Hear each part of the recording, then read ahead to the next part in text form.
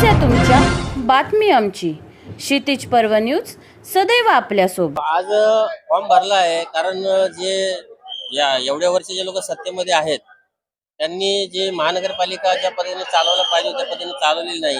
लोकांचा आक्रोश आहे या सत्तेधाऱ्यांच्या विरोधात आणि त्यासाठी आम्ही सर्वसामान्य लोकांमधून आम्हाला लोकांनीच उत्साहित केलं की तुमच्यासारखे सर्वसामान्य लोक निवडणूक लढून नगरपालिकेत गेले पाहिजे आणि हे जो भ्रष्टाचार आहे जे आपल्या नगरपालिकेचे एखाद्या बकाल शहरासारखी परिस्थिती झालेली आहे आणि ती ठीक करण्यासाठी आम्हाला जनतेनेच या ठिकाणी प्रोत्साहित केल्यामुळे आम्ही या नगरपालिकेचा उभा राहिलो आहे.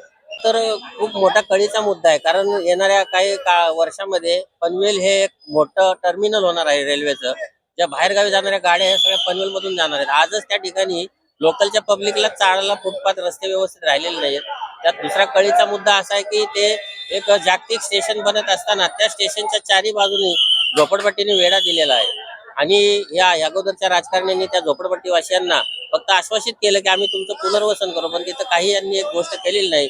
सर्वात पहिलं तर आमचं ध्येय असेल की त्या आपल्या पनवेल आता आपल्या इथं इंटरनॅशनल एअरपोर्ट आलेला आहे. आपल्या इथं स्टेशन खूप मोठ्या प्रमाणात डेव्हलप होत आहे आणि म्हणून सगळ्यात पहिला माझा जर विषय असेल तर सगळ्यात पहिलं मी त्या झोपडपट्टीवासियांचं पुनर्वसन लवकरात लवकर करून स्टेशनच्या आजूबाजूचा परिसर कसा स्वच्छ करता येईल आणि त्या झोपडपट्टीवासियांना त्यांच्या हक्काचं घर कसं मिळवून देता येईल यासाठी मी लढा देणार आहे.